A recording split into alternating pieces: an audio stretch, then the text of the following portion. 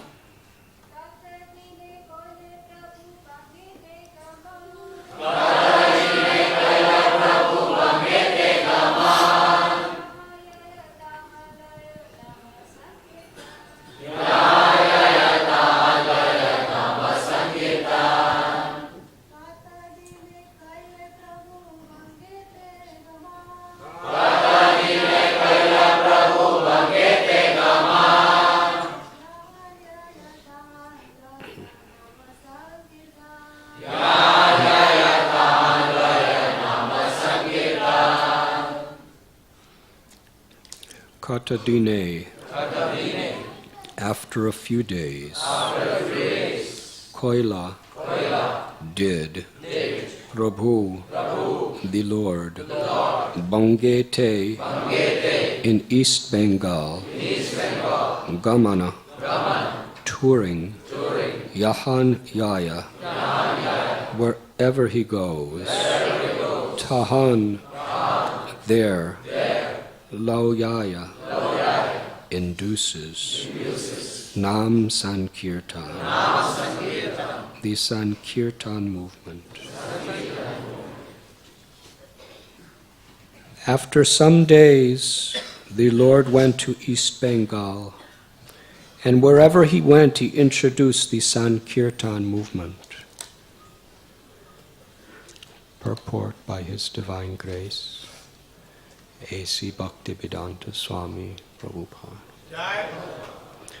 Although Lord Sri Chaitanya Mahaprabhu and his devotees in disciplic succession can defeat all kinds of learned scholars, scientists, and philosophers in arguments, thus establishing the supremacy of the personality of Godhead, their main business as preachers is to introduce Sankirtan everywhere. Simply to defeat scholars and philosophy is not the occupation of a preacher. Preachers must simultaneously introduce the Sankirtan movement, for that is the mission of Chaitanya cult. Vidyara prabhava deke chamatkara chite shata shata praduya asila gila padite. Struck with wonder by the influence of Lord Chaitanya Mahaprabhu's intellectual prowess, many hundreds of students came to the Lord and began studying under his direction. Sedesi vipranama mishra tapana nischaye korite nari sadhya sadhana. In East Bengal there was a Brahmin named Tapan Mishra who could not ascertain the objective of life or how to attain it. Purport. One must first ascertain the object of life and then understand how to attain it. The Krishna consciousness movement is pointing out to everyone that the object of life is to understand Krishna. And to attain that goal of life, one must practice Krishna consciousness. following the methods prescribed by the Goswamis, with reference to the authoritative Shastras and Vedas. Bahu Shastre Bahu Vakya Chite Brahmahai Sadhya Sadhana Shrestha Nahoy Nishchai. If one becomes a bookworm, reading many books and scriptures, and hearing many commentaries and the instructions of many men, this will produce doubt within his heart. One cannot in this way ascertain the real goal of life. Purport. In Srimad Bhagavatam 7.13.8 it is said, Grantan naivabhyased bahun navyakyam upayunjita. One should not read many books, nor should one try to make a profession of reciting many books, especially if one is a devotee. One must give up the ambition to be a learned scholar, and in this way earn a worldly reputation and financial facilities. If one diverts his attention to studying many books, he cannot fix his mind in devotional service, nor can he understand many scriptures, for they are full of grave statements and meanings. In this connection, Srila Bhakti Siddhanta Saraswati Thakur gives his opinion that those who are attracted to study many kinds of literature concerning various subject matters, especially fruitive activities and philosophical speculation, are deprived of unalloyed devotional service because of their splayed attention. Man has a general tendency toward fruitive activities, religious ritualistic ceremonies, and philosophical speculation. A living entity thus bewildered since time immemorial does not understand the real goal of life, and thus his activities in life are wasted. Innocent persons misled in this way are deprived of unalloyed Krishna bhakti, devotional service to the Lord. Tapan Mishra is a vivid example of such a person. He was a learned scholar, but he could not ascertain what the goal of life is.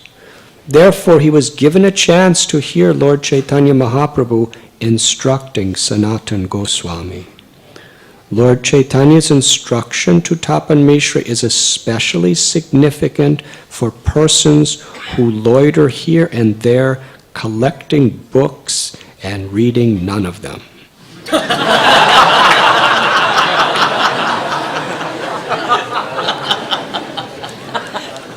Thus becoming bewildered regarding the aim of life.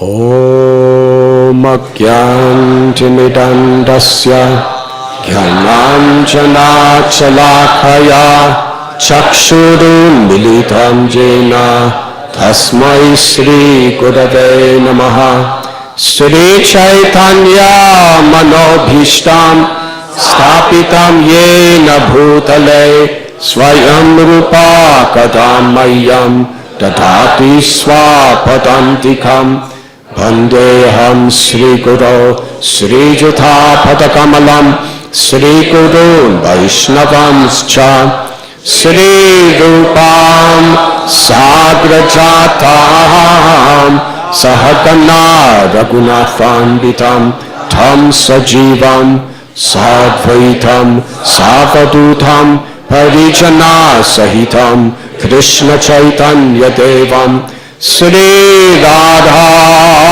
Krishna Padam Sahagana Lalita Sri Vishakanvitamscha He Krishna Karuna Sindhu Dina Bandhu Jagatpate Gopesha Gopika Kanta Radha Kanta Namostate Tapta Kanchana Gaurangi Radhe Vrindavaneshwari Vrishabhanu Sute Devi pranamami hari priye, vansha kalpatarubhyascha, kripa sindhubhya eva cha, patitanam bhavanibhyo, Vaishnavebhyo namo namaha. Shri Krishna Chaitanya Prabhu Nityananda Shri Advaita Gadadhar Srivasadi Gaura Bhakta Vrinda. Hare Krishna, Krishna Krishna, Hare Hare, Hare Rama, Rama Rama, Hare Hare. Hare Krishna.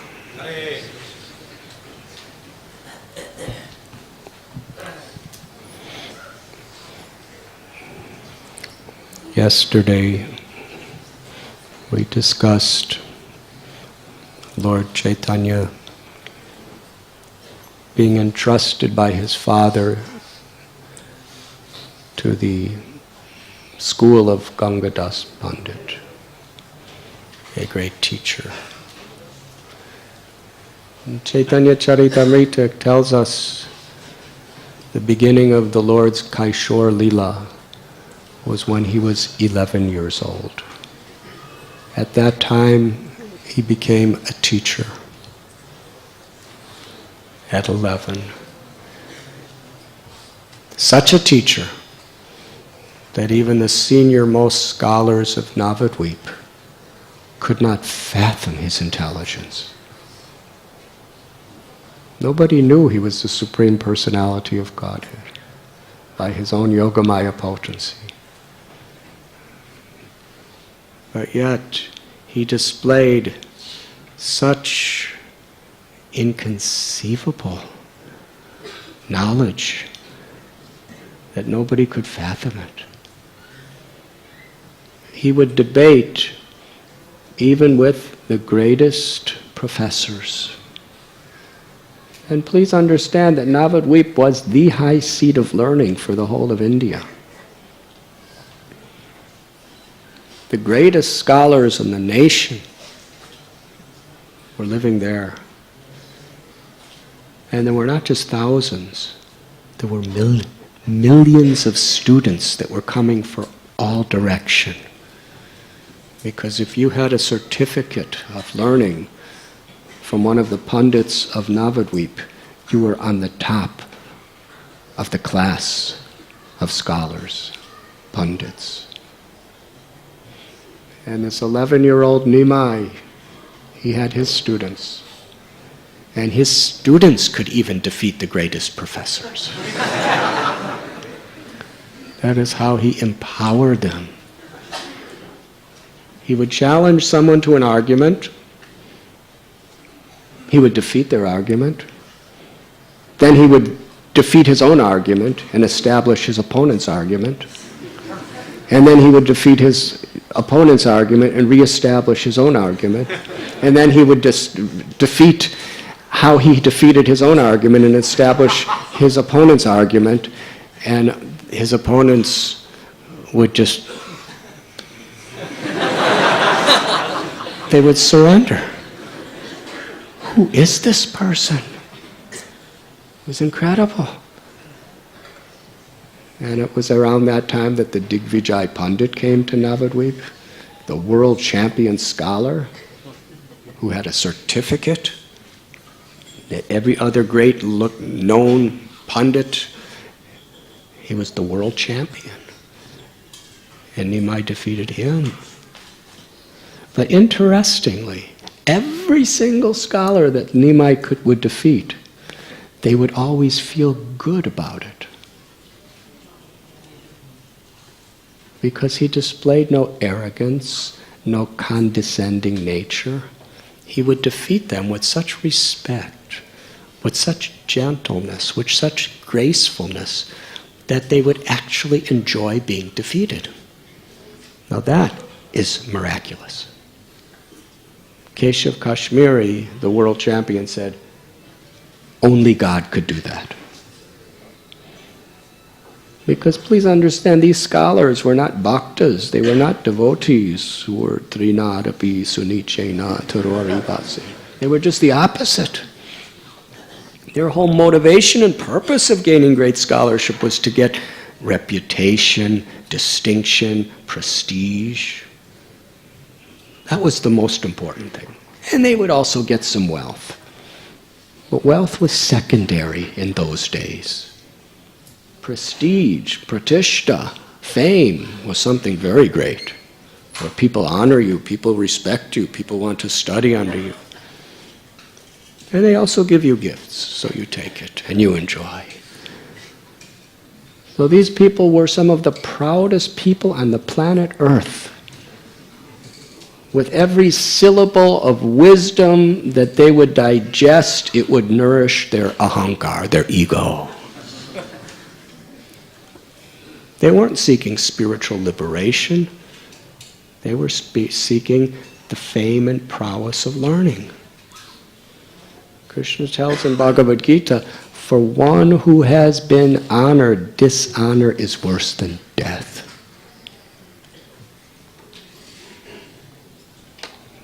And here the Lord, Nimai, if they knew he was the Lord, that would be another thing. But he was 11, 12, 13-year-old boy in those days. He was just growing up. And these people had gone to the highest institutions for 20 years and studied and teaching, and they had thousands of students, and now they're in their 50s and 60s and 70s, and they're grave scholars, and this 11-year-old boy is defeating them totally. But he does it with such gentleness, with such love, with such grace, that they enjoy being defeated by him. Such a miracle. That's the power of the example of Sri Chaitanya Mahaprabhu. We read how he was, when he was about 16, we talked about this yesterday, he was married to Lakshmi Devi. And in his marriage, according to Sri Chaitanya Charitamrita, Sri Chaitanya Bhagavat, he displayed the perfect ideal example of how householders could live. The primary quality that Lord Chaitanya personified is that of seva, selfless service. Because Nimai was a Brahmin, and his students would give him gifts, but most of them were Brahmin students too. And even today, for many years I was lecturing in the colleges of America, to some extent even now. We would have these vegetarian cooking classes. And we'd serve out a feast after the class. And some colleges, once a week we'd have these classes, we would get 200 to 300 students coming. And I don't know how many of them came to learn how to cook from me, but they loved the prasad. And 99.9% of all of them said it's the best food we get all week. Because traditionally students do not have much money.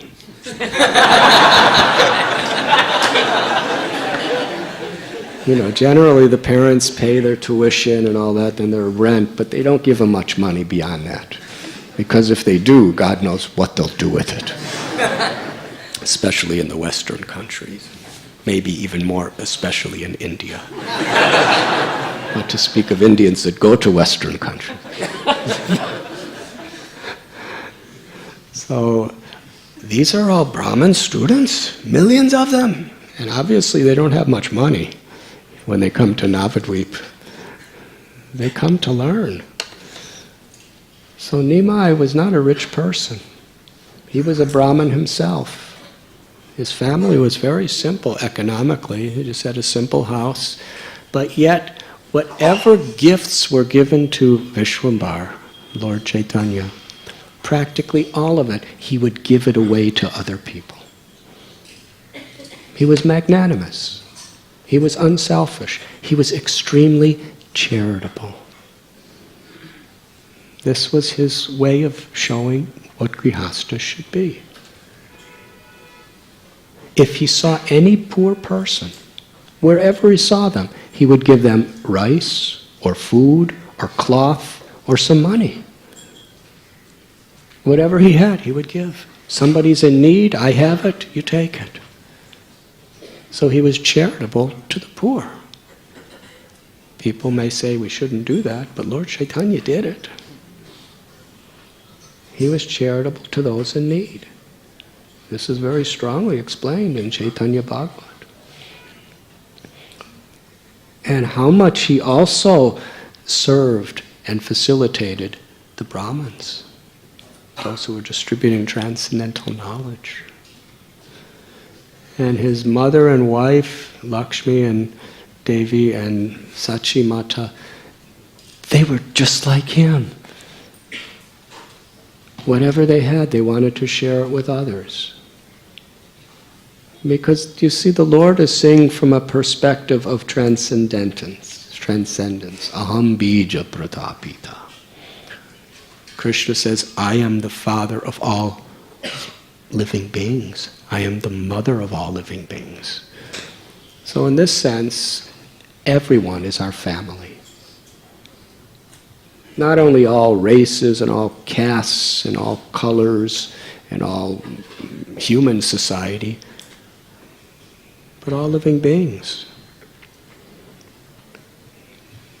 The animals, the birds, they're all our family. Vidyavanaya sampane brahmani kavihasti suni jaiva swapakeja pandita samadarshana. Transcendental knowledge is actually exhibited in its real sense when we are able to see every living being with equal vision. When we see the Paramatma Krishna in everyone's heart. And when we see that the jiva is part and parcel of Krishna. So Lord Chaitanya is Krishna, who says, Aham bija pratapita. So on one level, he's the father of all living beings, and he's providing for all his children, whoever they may be, with whatever he has. But especially in the role of a devotee, he was seeing everyone as his brothers and sisters. Compassion. And sometimes Lord Chaitanya would meet some sannyasis. He loved to serve sannyasis. And he would invite them to his house. Describes on several occasions, he would just be out and he would meet 20 sannyasis. Now, for those of you who know sannyasis, they have a tendency to eat much more than anyone else. Especially, when I lived with sadhus, I was a 19-year-old boy and I couldn't even eat a portion of what these 70 and 80-year-old sadhus were eating.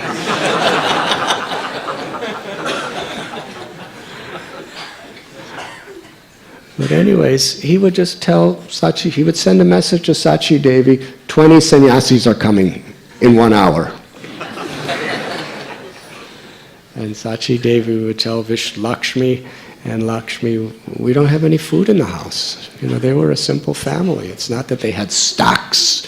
They just had what for the family for every day.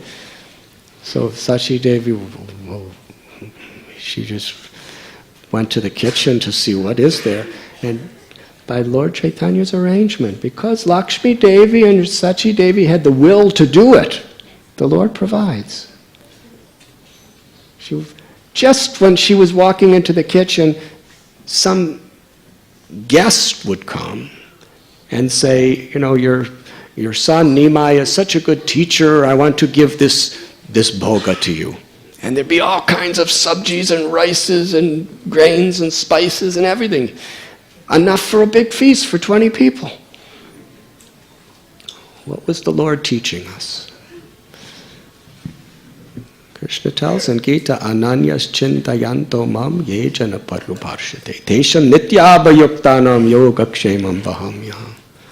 That if we just surrender to Krishna, the Lord will provide, He will sustain and protect what we have, and whatever we lack, the Lord will provide.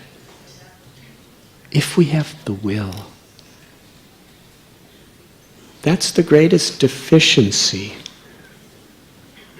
in expanding the movement of bhakti. The will to expand. If we have the will, Krishna can miraculously facilitate. But if we just think, I don't have, so, let's just maintain, then it will be extremely difficult even to maintain. Krishna wants to see our will. If we really want to give to others, Krishna provides. This is spiritual mathematics. Srila Prabhupada explains spiritual mathematics is like that. That Krishna provides what we lack, if we have the will, without duplicity. And he was a grihasta who just wanted to serve. He invited 20 sannyasis, sent them home. There was no food in the house. Sachimata says, all right, I'm willing to, whatever we have, I'm going to do it. And Lakshmi Devi said, I'm ready. And they go into the kitchen, and everything's there. And they would cook and cook and cook and make a wonderful feast. And Lord Chaitanya would come, and all the sannyasis came, and they assembled in his house, and he would personally serve them with sweet words and with such loving hospitality. They would be totally happy. And then he would ask, is there anything else you would like? Is there anything else you want? How can I serve you? And he would do anything. He's the husband of the goddess of fortune, and he's the menial servant of those who have nothing materially, but who have Krishna. And even common people. If anyone came by his house, he would invite even the common people in and give them such hospitality. And it's explained herein how whatever one may have or not have, there is no impediment to giving hospitality. If you have much, you can give much. But Lord Chaitanya Mahaprabhu taught in this, it's explained in this particular chapter, that if someone comes to your home and you don't have anything, you can offer sweet words. You can apologize, I'm sorry I don't have anything. But we could offer the love of our heart. And that love of the heart can be expressed through, if you don't have a chair in your house, you can give a straw mat. If you don't have all kinds of nice foods, you can offer some water. Patram pushpam palam toyam yome bhakta prayachati. Krishna tells in Gita, if one offers me a fruit, flower, a leaf, or water with devotion, I will accept it. If that's all you have, that's enough. It's the intention Krishna accepts. And that same spirit is the prime duty of a householder toward anyone who may come to their home. And Srila Prabhupada explains, Bhakti Siddhanta Saraswati Thakur explains, that when such a guest comes to your house, you should beg them not to leave. Now that's... And you should feel really sad when they leave.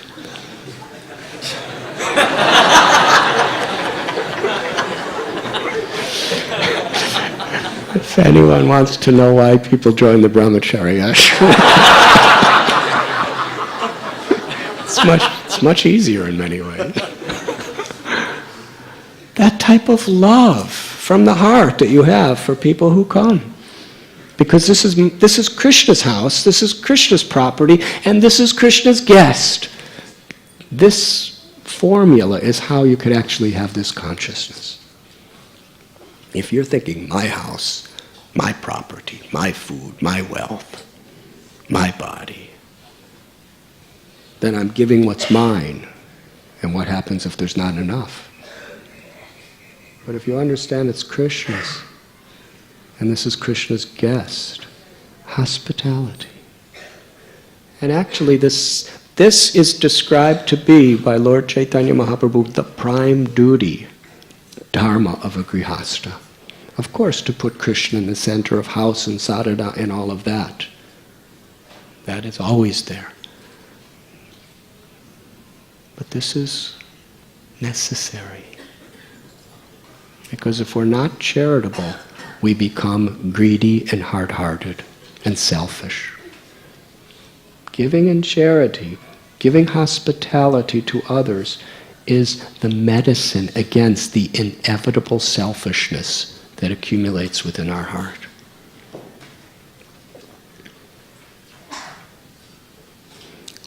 Srila Prabhupada tells when he was a little boy, his father would invite every single day no less than 5 sadhus to his house. And before they would eat themselves, the family, they would feed all the sadhus to their heart's content and give them sweet words and give them so much love. And the only thing Gaur Mohan Dey would ask in return is, please bless my son to be a servant of Sri Radharani. A child being brought up in a house like that, what are their values? It's very important. And we can extend the same principle to our temples. Those who are managing and who are living within a temple of the Lord, we understand it's not our temple. This is Srila Prabhupada's temple. This is Radha Gopinath's temple. And the same principle, anyone who comes here is their guest. They're not just ordinary people. Lord Chaitanya was doing this when people came to his house, even ordinary people. If anyone comes here, they're Krishna's guest, they're Prabhupada's guest. And our foremost duty is hospitality. They should feel loved when they come to our homes. They should feel loved when they come to Prabhupada and Krishna's home. By our gestures, by our words, and by our genuine feelings. And that conquers people's hearts. Non-duplicitous love conquers hearts. It makes their hearts open and receptive to philosophy and to spiritual practices.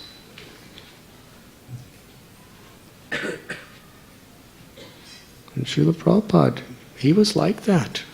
When he was personally greeting people at 26 Second Avenue or in Mayapur, how gracious was his hospitality.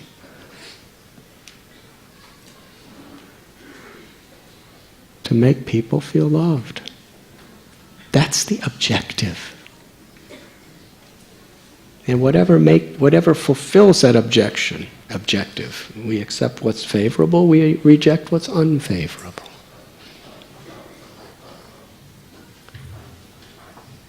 Srila Prabhupada said that we are not a movement of taking, we are a movement of giving. And the world must understand that. And whatever we take, it's to give. It's not to keep. So Sri Chaitanya Mahaprabhu lived in that way. And Lakshmi Devi, she was such an incredible personification of a lady in the household. It describes her lifestyle. She would rise very early in the morning. She would bathe in Ganga. She would perform her sadhana. She would perform her worship. She would do She had no assistant. She never had an assistant. She would do all the cleaning, she would do all the cooking, she would do all the everything. And she was always cheerful, always grateful. Not as an austerity, but because there was love in her heart. Every morning before Lord Chaitanya would even come into the temple room, she would decorate she would make the temple room absolutely clean, and she would make beautiful, beautiful designs on the floor with colored pastes and colored flowers, all to be erased later the day and made again. She would do it several times a day. She would arrange for all the puja for the deity that Lord Chaitanya would do. She would make the sandalwood pulp. She would collect the tulsi leaves. She would make the incense. In those days, it's not that you just went to buy stocks of incense. You made incense. Huh? She would make the scents. She would grind the spices to make the achman and the madhuparak and the argya. She'd have the ghee wicks made. She'd make the ghee by churning the butter. Not that she just got a can of ghee. Everything was so devotional.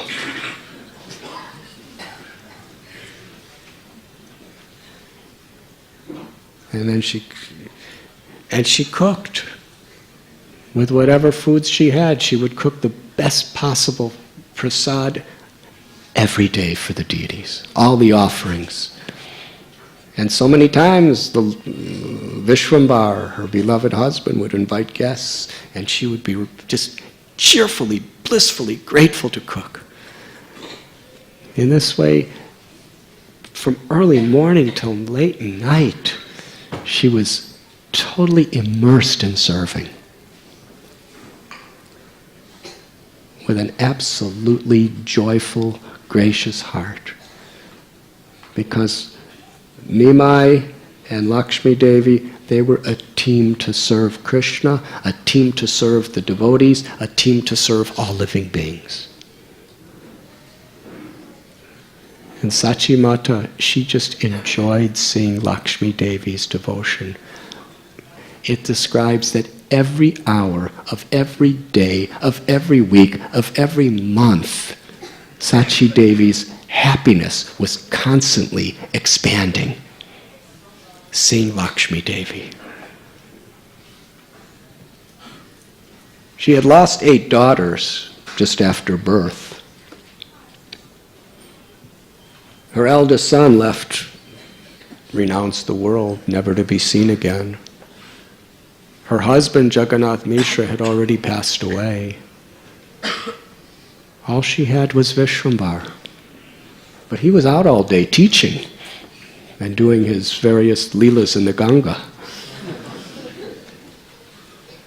But Lakshmi Devi, Sachi Devi, imagine her happiness. Sachi Mata was getting old.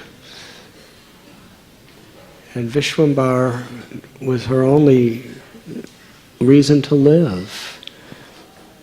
And to know that Vishwambar has a wife like this, so absolutely loving in such an unconditional, selfless way. She was the crest jewel of devotion. And Lakshmi Priya, every day, beyond her all these other duties, she very carefully served Tulsi Devi, knowing that Tulsi Devi is so very dear to Lord Vishnu. Srila Bhakti Siddhanta Saraswati Thakur quotes the Chaitanya Bhagavat to say, but even more careful she was about than worshipping Tulsi, which she was how she served constantly Sachi Mata.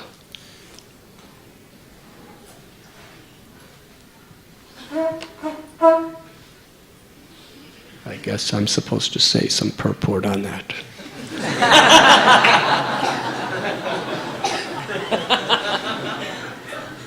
When I was young, I used to listen to a song called the Mother-in-Law Blues.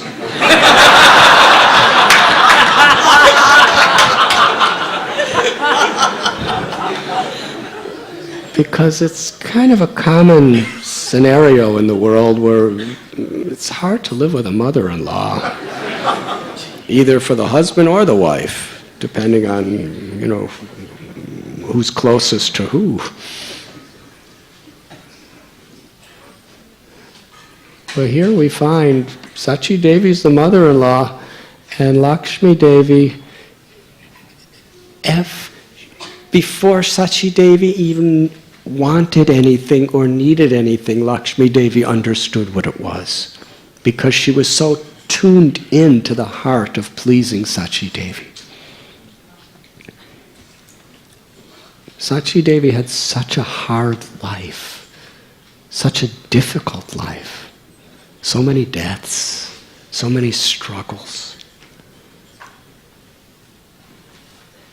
But her life was absolutely blissful because she was constantly being inundated with the love and the selfless service of Lakshmi Devi. She absolutely loved Sachi Mata and expressed her love for her at every moment. And Sachi Mata, feeling that, how wonderful this is for Nimai. He's going to be so happy. Even after I leave this world, he has such a companion. And therefore, every moment her bliss was increasing. And Nimai, Lord Chaitanya, upon seeing how Lakshmi Devi was taking care of the deities, the household, all the guests, and especially how she was taking care of his mother, he was extremely satisfied. He didn't even have to say it. His heart was shining with satisfaction. One day, Lord Chaitanya told Sachi Mata that I'm going to East Bengal, Bangladesh. I'll be back in a few days. That's what we always tell our mothers.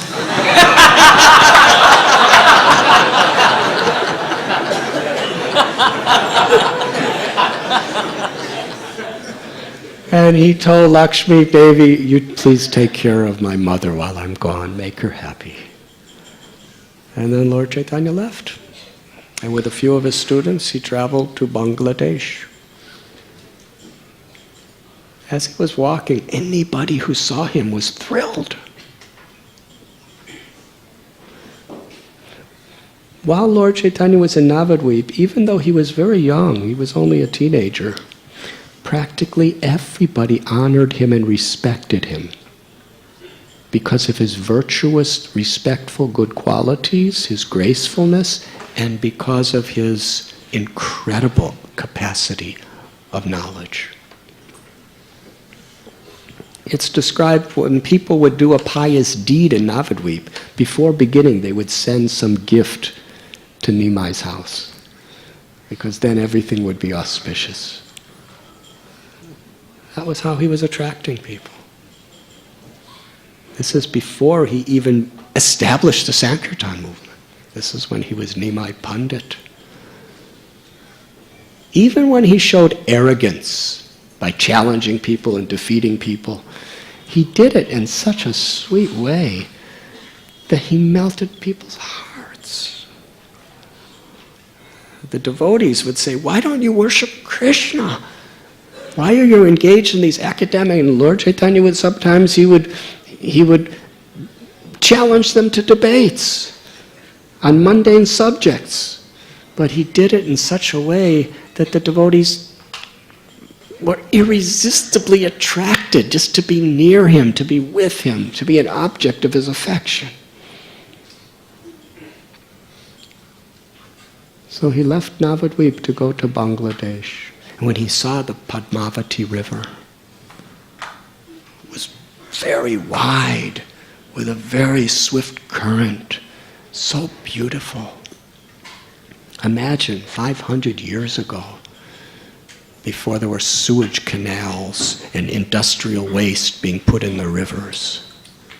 There were no such things as that in those days. When people wanted to do the sewage stuff, they would just dig a hole in a field. Didn't go to the river. In fact, even when I was a sadhu, there was a certain living with sadhus, there's certain etiquette toward the rivers. Even if you're going to dig a hole, and it has to be a good distance from the river, not close by, to honor the sanctity and the purity. Now you just go flush. And you just think, oh, I have to say something about this, I guess.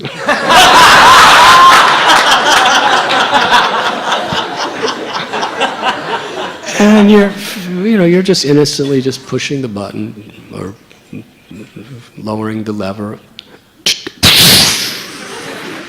So nice, so sweet and clean. But where's it going?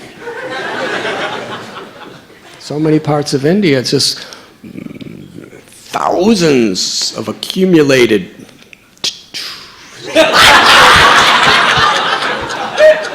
are all pouring like black poison into the rivers. It's very sad. But at our new Govardhan farm, we have a very nice system. How many of you have seen this system? Raise your hand. Completely natural. One of our devotees got a PhD professor from IIT. He did his thesis on this type of natural technology. Without electricity or just by natural ways, all the sewage, everything that comes through your sink and through your toilet and everything else goes into this big holding tank. It's quite big. And I'm not going to go through all the details. I don't even know them. But it gets filtered through different kinds of rocks and through different kinds of herbs and through different kinds of plants and grasses, and it settles in certain ways, and then it goes to another tank and it goes through this, and by the time it actually comes to the end, it's pure, crystal clear water. Now, for sentimental reasons, we don't drink it.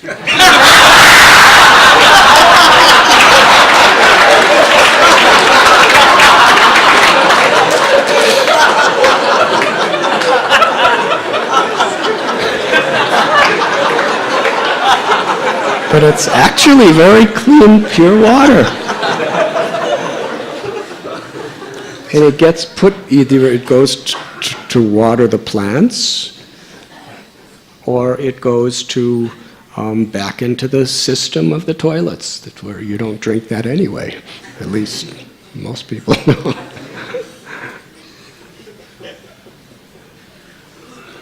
So the reason why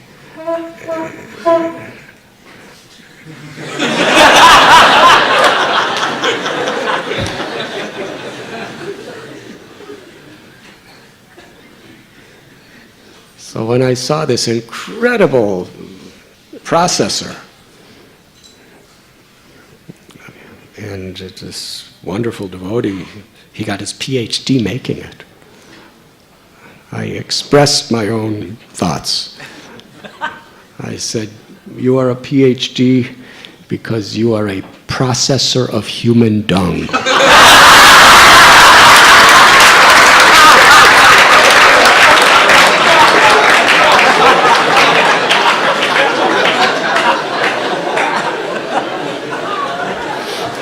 Actually, the whole world could do things like this instead of polluting the rivers. If we just understand the value of respecting the ecology and the environment, we can shift our technologies in such a way to do beautiful things, to restore this world for spiritual, emotional, and physical health. Today there's so many diseases due to pollution and stress. So when Lord Chaitanya saw the Padmavati river, it was so pure, so clean, beautiful flowers floating in it, and the water was like nectar. That's the way all the rivers were in those days. And he was so satisfied. For many days he just lived on the banks of the Padmavati river with his devotees. And he would swim in the river, and he would play in the river. And it is described in the scripture how the same sanctity, purity, and blessing of Mother Ganga was now available in the Padmavati river. Ganga is especially sanctified when it washes the feet of Vamanadev and comes to the world. And now the very source of Vamanadev, Krishnastu Bhagavan Swayam, that Lord himself, is bathing every day. And from that day on, the Padmavati river is every bit as sanctified and gives every bit the blessings of Mother Ganga. Some Brahmins came to Lord Chaitanya at that time. And they said, what a fortune we have. The great Nimai Pandit has come to this little place of Bangladesh. Said, the best of the students of Bangladesh. They travel long distances. They leave their homes just to study under Nimai Pandit in Navadvip. And now Nimai Pandit has come to us.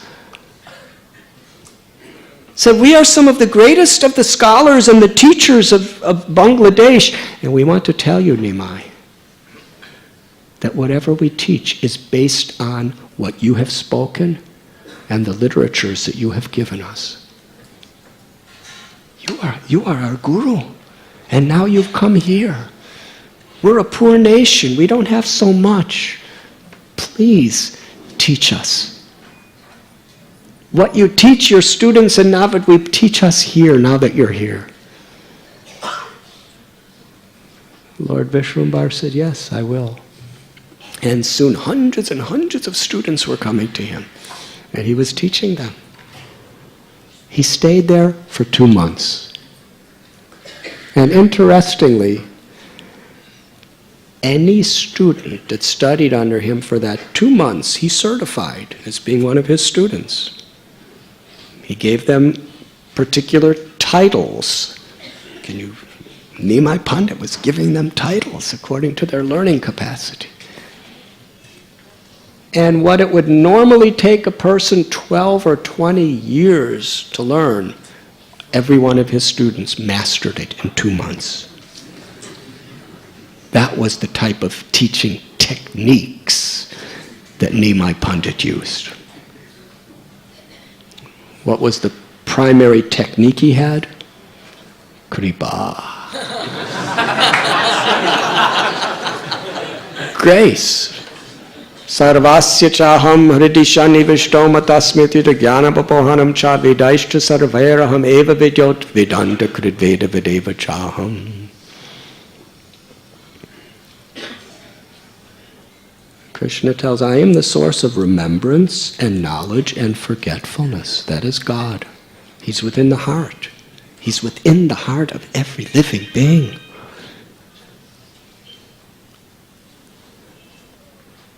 So when the Lord wants to, if the students were eager to learn with a humble disposition, tadvidi pranipatena pariprashnena sevaya.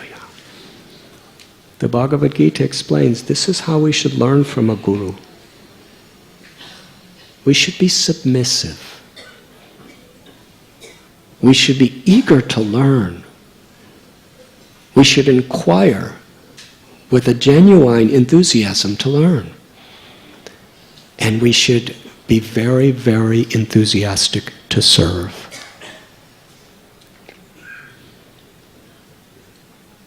How many of you have tried the son papri that is made by the brahmacharis here at Radha Gopinath temple? Please raise your hands.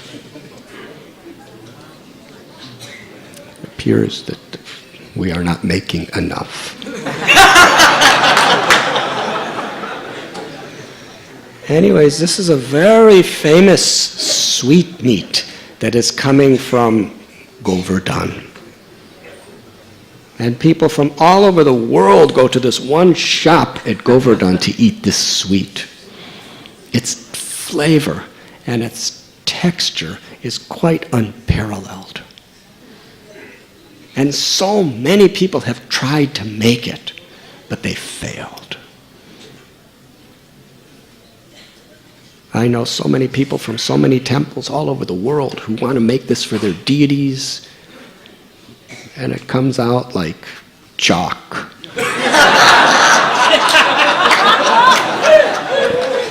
Like eating some of that yellow chalk. Or it may taste a little good, but there's nothing. The texture, the flavor, how do they do it? It's impossible. We even had some of our best cooks here at Radha Gopinath temple trying to make it. And they'd very happily come and say, this is what we made, this is what we made. We spent so long studying and trying to do it. And I would...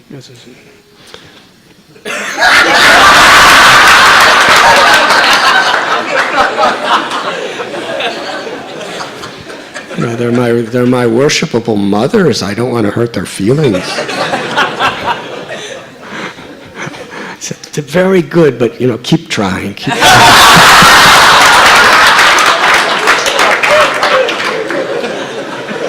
But really incredible, because all these ladies who are fantastic connoisseur cooks for their whole lives, making all sorts of Indian preparations and Maharashtrian preparations and Bengali preparations and Punjabi preparations and Gujarati preparations, and then South Indian preparations. Then they learn all these Chinese and Italian stuff. Anyone who comes to their home, such incredible prasad. These are like champion cooks that we have in our congregation among the ladies. But when it came to son papri,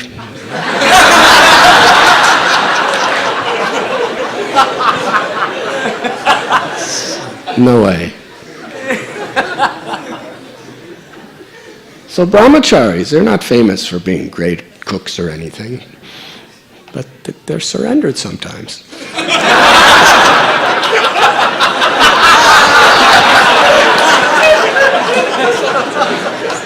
So we sent some brahmachari to Govardhan to learn how to make son papri from the people who are the only people on the planet who make it like this. And it's a secret recipe. And of course, we went on yatras and we bought sweets for 5,000 people a day from the shop, so they were favorable toward us.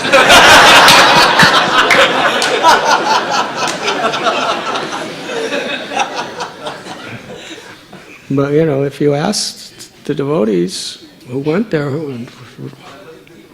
Radha Duti Prabhu and Damodar Jai Sachinandan Radha Duti Prabhu, talk to them. When they went, they were not taught anything. They had to clean the floors. They had to scrub the pots. They had to cut stuff. They didn't do any cooking at the beginning. They were just doing menial service. And I don't know what they were thinking, but the thought could have been, I came here to learn how to make this, and they just have me working. and they're not paying.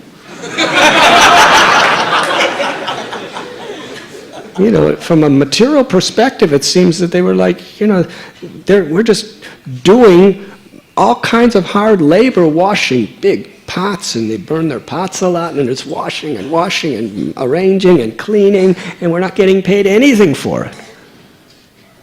Yes? But actually that's the traditional method. That before your heart is really fertile to actually digest the seed of knowledge, you have to be in the right state of mind. An enthusiasm to serve, an eagerness to learn, to be humble and submissive. So they did it. They washed pots, they cleaned. They helped to stir. They didn't know what they were stirring, but they were stirring over fires. They were getting their hands burnt, because you have to actually handle this when it's burning hot with your fingers. They were getting burnt. They were working hard, long hours. And in the end, by the time they actually were given the recipes, they could do it. And when they came back and made it, there were devotees who lived in Vrindavan for many years and who used to go to Giriraj Govardhan just to get those sown paparis. When they took it from our Radha Gopinath's Mahaprasad, they said, this is at least as good as what is at Govardhan.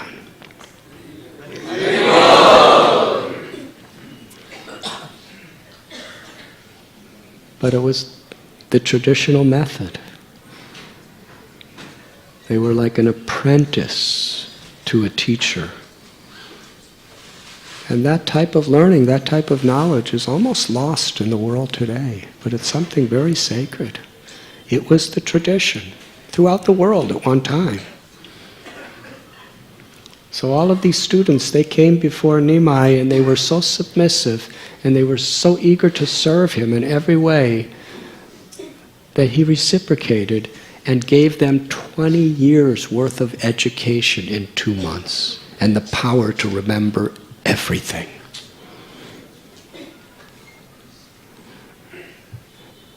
While he was away, his beloved wife Lakshmi Devi, she was feeling such intense separation from her Lord. Please understand that Lakshmi Devi is the goddess of fortune, the eternal consort of Krishna. She was feeling so much separation. She could hardly eat anything. It is described that she would not allow Sachimata to understand the pain of her heart. There was an uncontrollable fire of feelings of love and separation from Lord Chaitanya. She couldn't sleep at night. All night she would just cry, remembering the Lord within her heart, cry and cry and cry. That was the nature of her love. A moment in separation from him was like 12 years or more. What to speak of months of separation.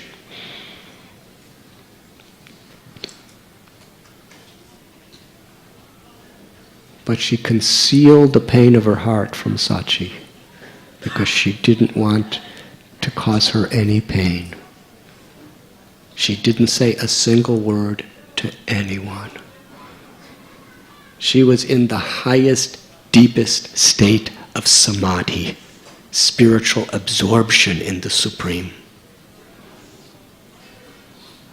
And when it came to its ultimate culmination, she went to the bank of the Ganga, Mother Ganges, and she sat, and in the core of her heart, her body, mind, words, life, her entire consciousness, her every thought was deeply immersed in the ocean of remembrance of Lord Gauranga. And in that state, she totally gave herself to him. And then did something extraordinary. By her own transcendental powers, her original spiritual body left this world to return to the spiritual world of Vaikuntha,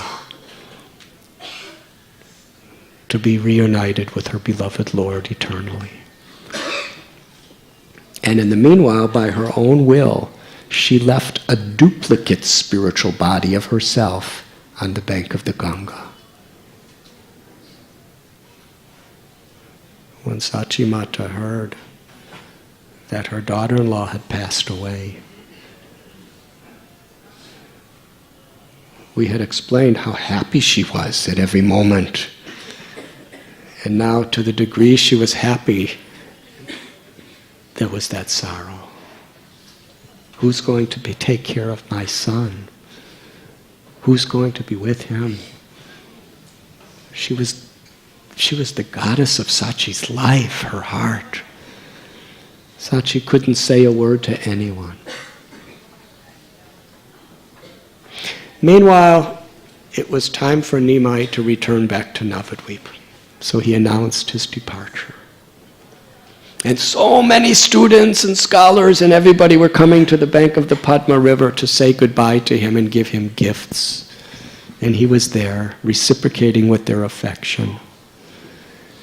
At that time, one great Brahmin scholar named Tapan Mishra, who we are reading about in today's verse, he had spent his whole life seeking satya and sadhana.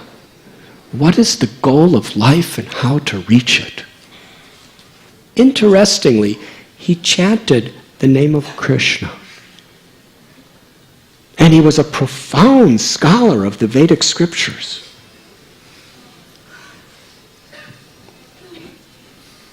But without understanding the process of bhakti, under a teacher of bhakti, even if you chant the names of God and even if you read all the scriptures, you can't really understand what is the goal of life and how to achieve it. He was so intensely determined to find this out. He had a nice family, he had nice everything. But without understanding the goal of life and how to achieve it, it was all like an empty shell. He studied deeper, deeper, more and more. He chanted more and more. He went to so many people, scholars, holy men, to ask from them. But he was never satisfied. He was immersed in prayer. Please, God, give me direction. And late one night, he had a dream. In that dream, a deva, a demigod, appeared to him. And told him, because of your sincerity to understand the sadhya and the sadhana, the goal of life and the path to achieve it, I will reveal to you.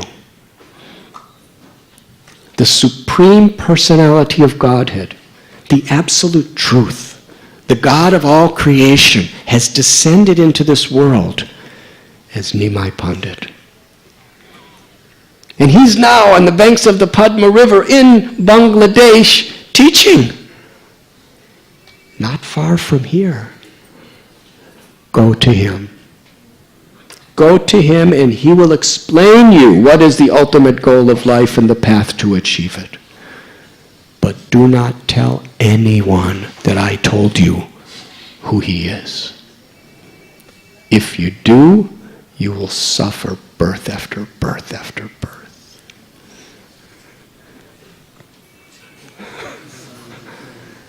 He got up from his sleep. He was crying. There was hope. There was great hope. And he came running to the place where Lord Chaitanya was just about to leave. And there was hundreds and hundreds of people around him, joking with him and giving him very nice tokens of appreciation and bowing to him and talking to him and getting some last instructions from him. And Tapan Mishra comes in and falls at the Lord's feet And Tapan Mishra told him, my whole life I have been searching, but I have not found what I'm looking for. Yes, I have read so many scriptures, and so many philosophy books, and so many teachings of other teachers. And I've been chanting God's names. But I haven't found the solution. Please tell me, what is the true goal of life, and how can I gain it? Lord Chaitanya smiled at him. He said, you are so fortunate that you have this eagerness. Because you're chanting God's names, and because you're studying these scriptures with an eagerness to learn, now by the mercy of the Lord you've come to me. This is your good fortune. Enthusiasm, eagerness, is a necessary ingredient for spiritual progress. Bhaktisiddhanta Saraswati Thakur said, unless you have enthusiasm from a spiritual perspective, you're practically dead.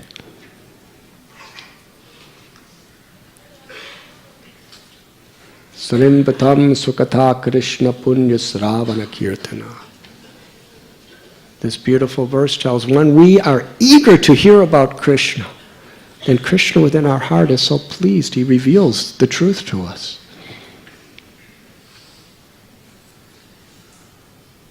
We should be eager in whatever we're doing. Nothing is just ritualistic. Nothing should simply be a formality. What does enthusiasm mean? Enthusiasm means it's coming from the heart. It's with a will. When we chant the names of the Lord, it should be with enthusiasm. When we're coming to hear the class or study the scriptures, it should be with enthusiasm, with eagerness to learn, eagerness to access, eagerness to connect.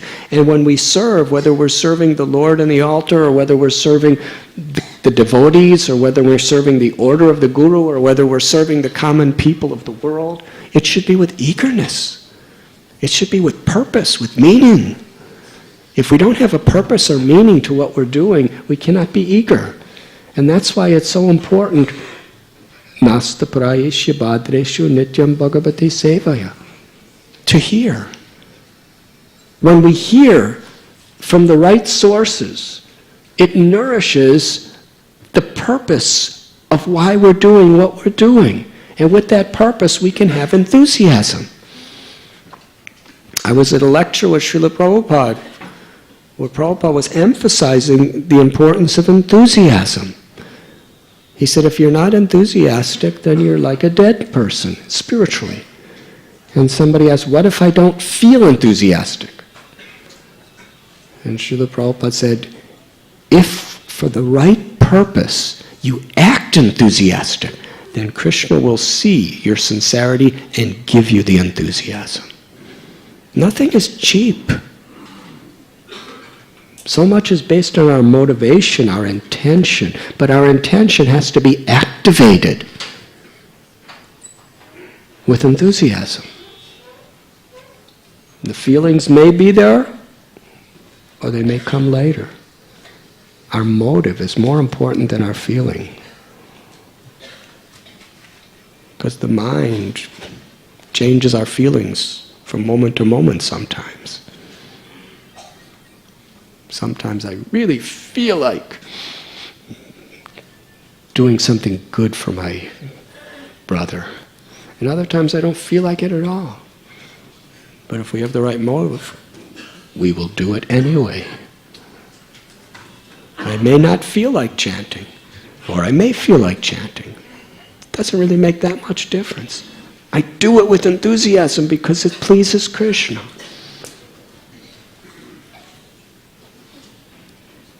So Lord Chaitanya was congratulating his good fortune for having this enthusiasm.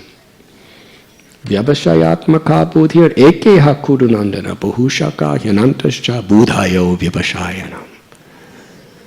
Krishna tells in Gita, those who are on this path are resolute. Those who are on this path are resolute in purpose, and their aim is one. Doesn't mean you're sectarian. It means you really are focused on the essence, saragrahi. Tapan Mishra, he had such incredible scholarship. Why was he dissatisfied? Because he wasn't satisfied with all the philosophical explanations. He wasn't satisfied with all the ritualistic ways of attaining it. He wanted the essence.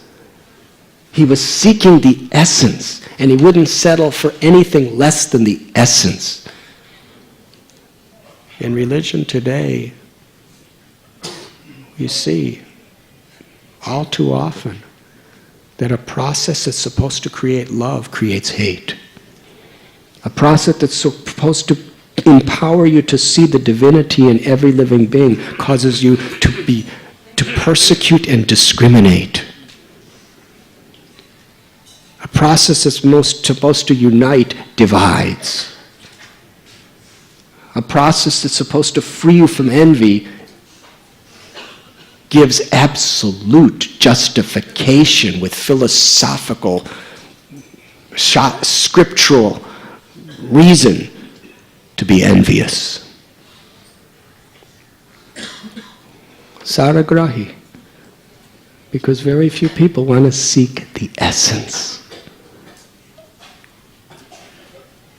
Srila Prabhupada explained any religion that teaches people practically how to love God and transform people's consciousness to actually love God. And love of God means no envy, no hatred. If you love God, Bhaktivinoda Thakur says, it manifests as compassion to all beings.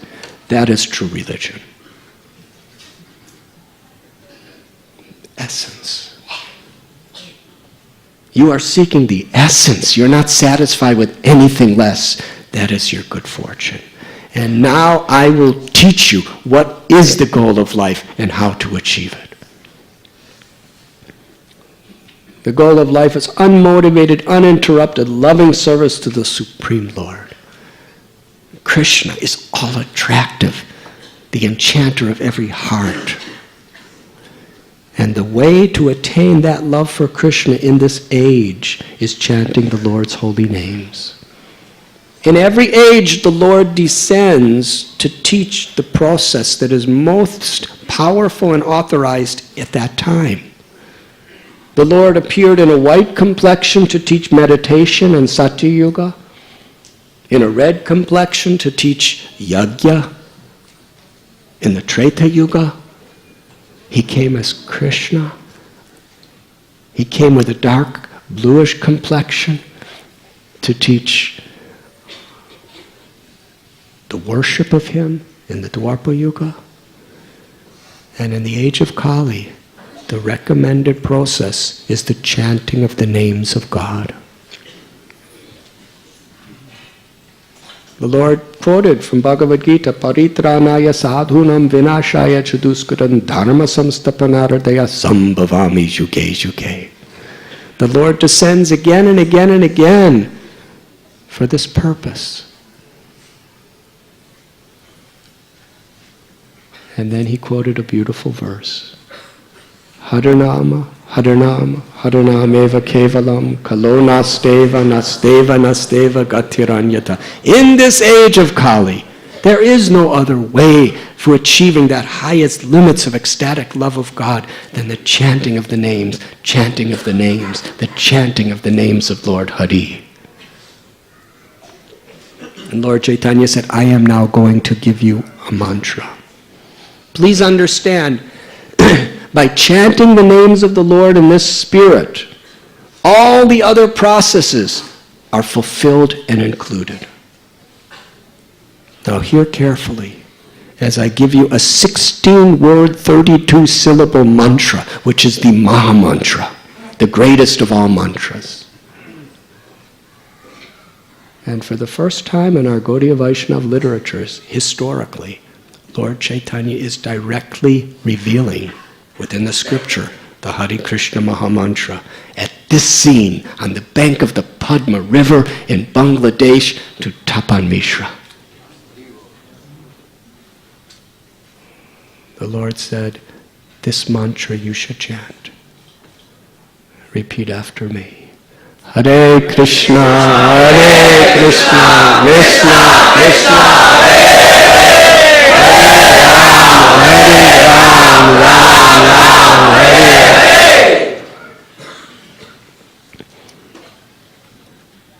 He said, there are no hard and fast rules for chanting.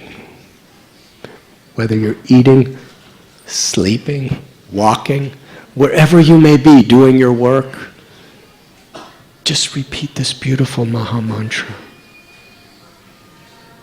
And the Lord explained, simply chant this mantra without duplicity. That was his instruction. This is very powerful.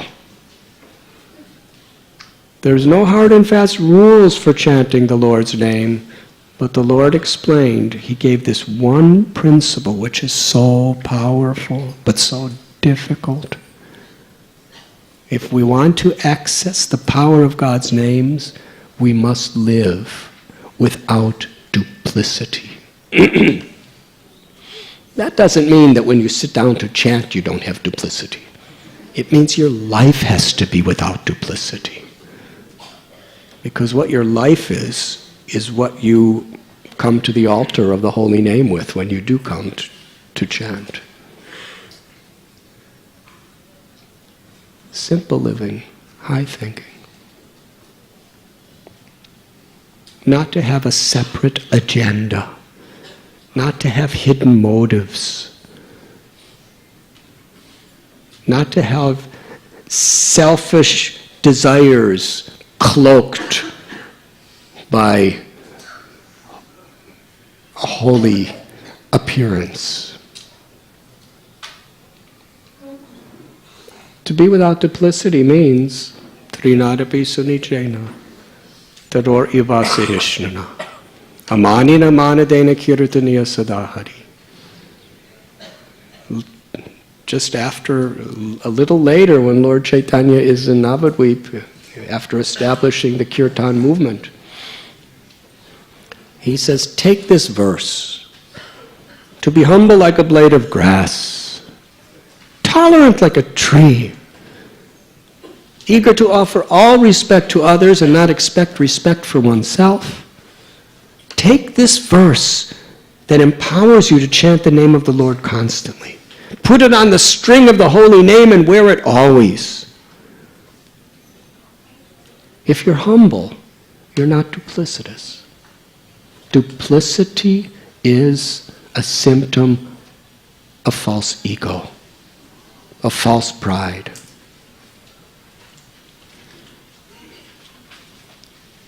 The Lord didn't just tell him chant Hare Krishna. He told him chant without duplicity.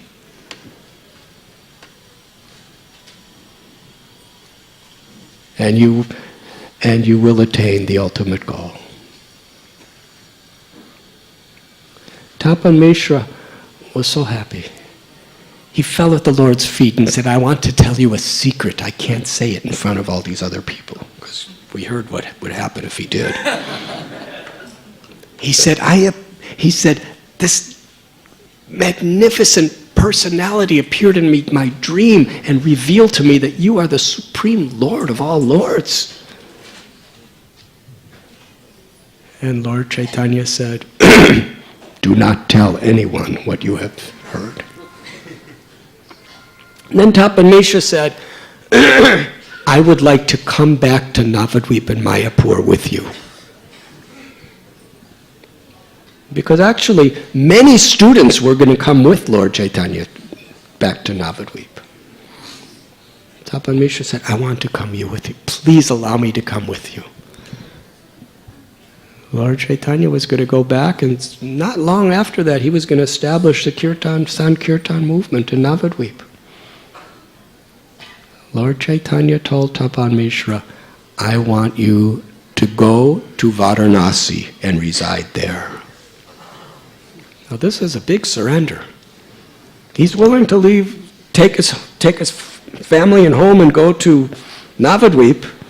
And Lord Chaitanya says, you're willing to go? Go to Varanasi. There wasn't a single devotee in Varanasi. It was the high seat of the whole planet for Mayavad philosophy,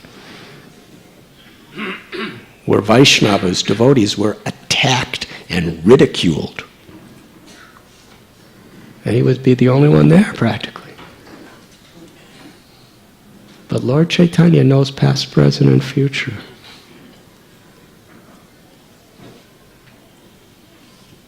He was living like a householder. He hadn't begun the Sankirtan movement yet.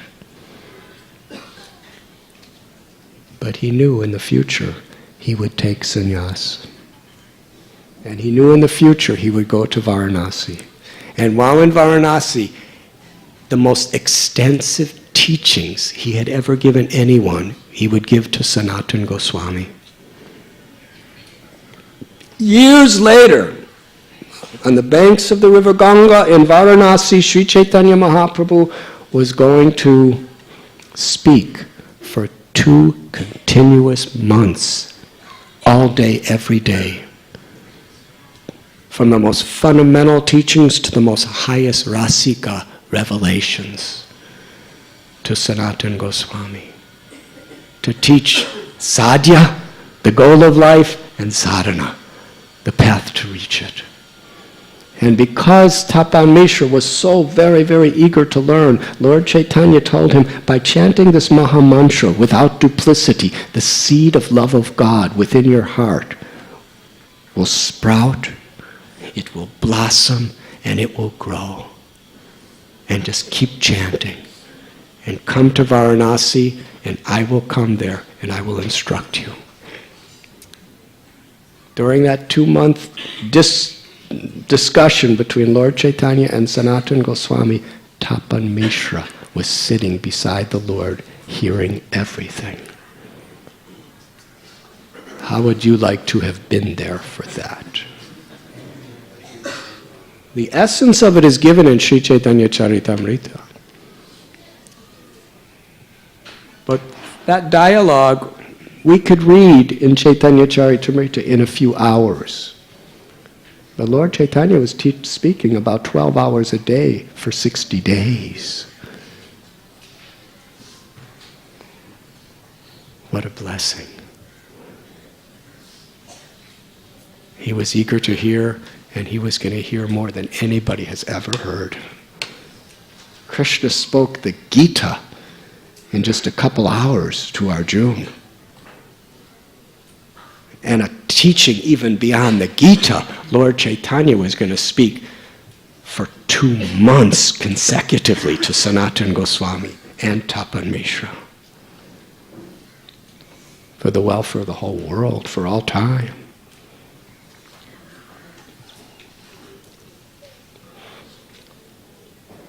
Sri Chaitanya Mahaprabhu then took leave. Later on, Tapan Mishra did go to Varanasi. And there he had a son. His name was Raghunath Bhatta,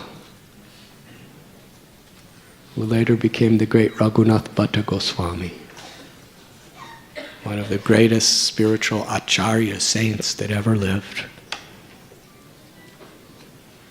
And Raghunath Bhatta had no interest in anything material. He wanted to just, when Lord Chaitanya came to Varanasi, Raghunath Bhatta was just a little boy, and he massaged Lord Chaitanya's feet and massaged his legs and did simple services for him, and Lord Chaitanya blessed him.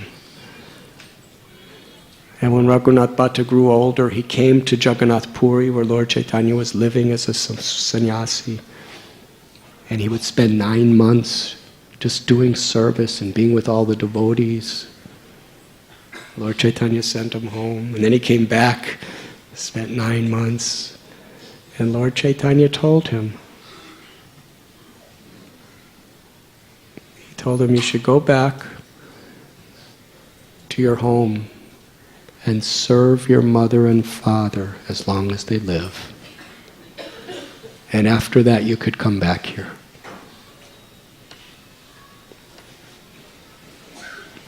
That was how much affection Lord Chaitanya had for Tapan Mishra. He knew that serving a great Vaishnava is the most precious thing that there is. So, back to our story, Lord Chaitanya returned to Navadvip. And everyone was so happy to greet him, but they didn't want to tell him about the departure of Lakshmi Devi, because it was such a happy reception for him. Sachi Mata, she greeted him, and she somehow or other held back her sorrow and her tears and smiled. And, "I'm so happy you're home, my son." And all the relatives and friends and everyone else was gathered around, and they were joking and talking, and he was telling about what happened in Bangladesh. And they were all so blissful to have the Lord back, but no one dared to tell the news. Of course, the Lord knows everything. And Sachi Mata practically the whole time just stayed alone in her room crying. She couldn't bear that Lakshmi Devi had left. And Lord Chaitanya left everyone else at a certain point and came to Sachi Devi's room. And Sachi Devi could not even look at him, although she tried to make him happy. He said, "My mother, I'm home, and I had such a successful expedition to Bangladesh, and I've brought so many gifts for you in the household. Why are you not happy? I see in your eyes, I see in your face such deep sorrow."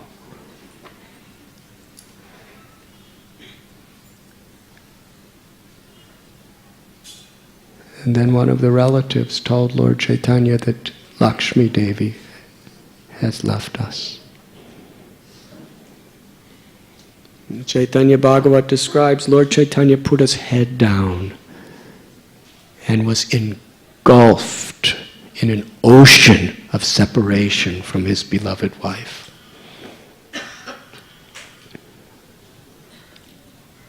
The feelings of the love between the Lord and the devotees, there's nothing material about it.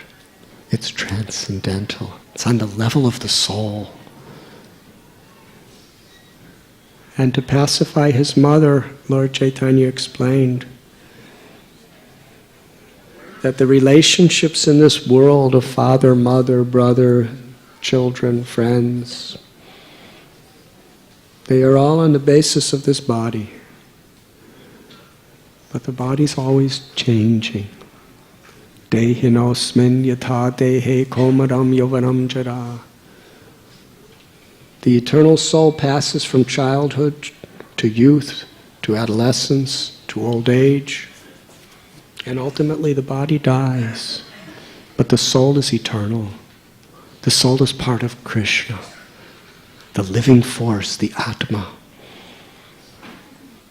And by the grace of the Lord, we have beautiful relationships within this world, but by the nature of the world, which is also ultimately the grace of the Lord,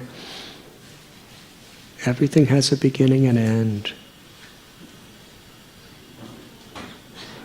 Lakshmi Devi was totally immersed in thoughts of Krishna. So for sure she has attained the ultimate destination. Yam yam vapi smaran bhavam tyajachyante kalevaram. Krishna said, whatever one remembers at the time of death, that determines the destination of the soul. And whatever our consciousness is cultivated in life, that will determine that last thought at death. Antakali chamameva smaran maktva kalevaram. Krishna says, one who remembers me at the time of death will attain me without fail. But we can't just decide to remember Krishna at the time of death. Whatever is most prominent in life is what is going to appear to us at death. Lakshmi has attained perfection. But I'm still here with you, my mother.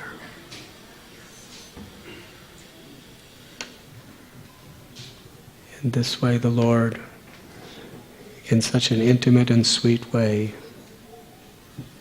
showed such love and kindness to his beloved mother, Sachi Mata. And for Sachi Devi, Lord Chaitanya was the all in all, the everything.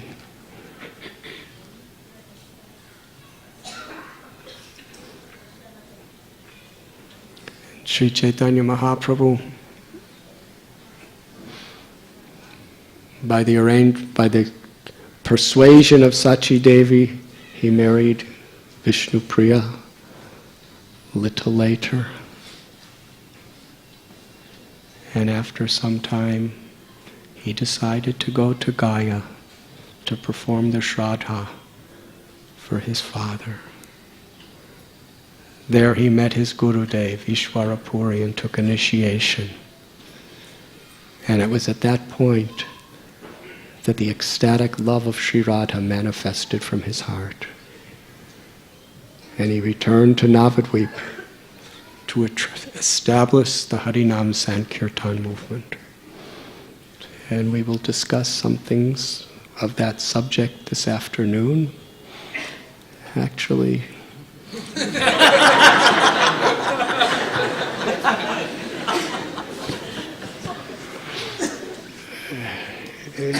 in a couple hours.